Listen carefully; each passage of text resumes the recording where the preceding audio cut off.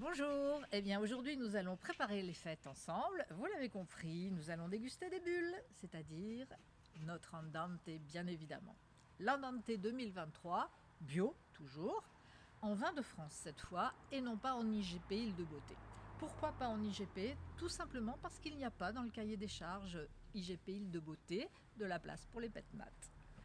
Donc voici la très belle bouteille que vous avez l'habitude de servir et nous allons en parler de manière un petit peu plus détaillée.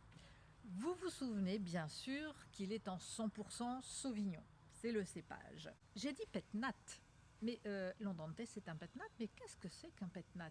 Le pétnat c'est un pétillant naturel.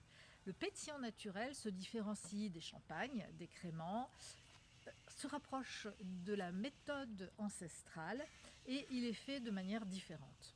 C'est-à-dire que le raisin, quand il sera pressé, va être transféré dans une cuve et dès qu'il va commencer à fermenter, on va stopper la fermentation par le froid et le mettre directement en bouteille.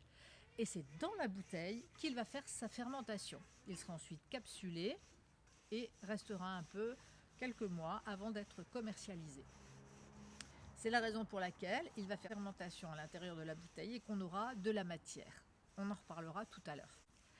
Alors, il est pétnat chez nous encore plus nat qu'ailleurs. C'est-à-dire qu'en fait, nous sommes bio bien sûr, mais celui-ci, il est vraiment très naturel, presque nature. C'est-à-dire que nous n'ajoutons aucun intrant, pas de levure et très peu, très peu de sulfite. On commence la dégustation? Allons-y.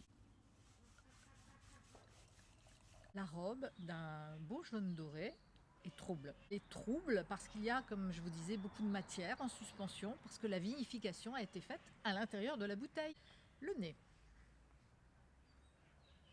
Nez très floral, beaucoup de fraîcheur. On commence à sentir un peu de fruits blancs comme la pomme granny particulièrement, pomme juteuse, croquante. En bouche.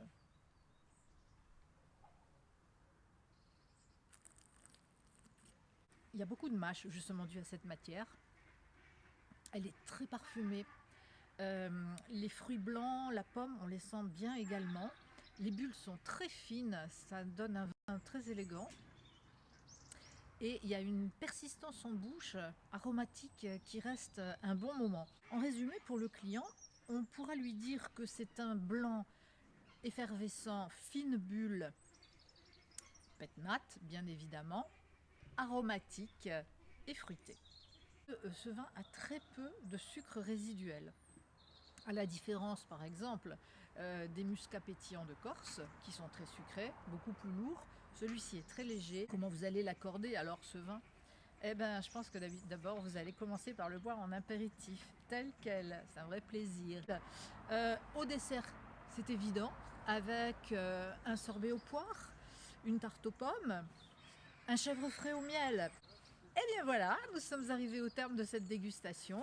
J'espère qu'elle vous a plu. Donc, pensez-y à Noël, pour les fêtes, pour toutes les fêtes. Un pétillant naturel, mais oui, bien sûr, un pétnat, et pas n'importe lequel, hein, le nôtre, l'andante. À très bientôt pour la suite.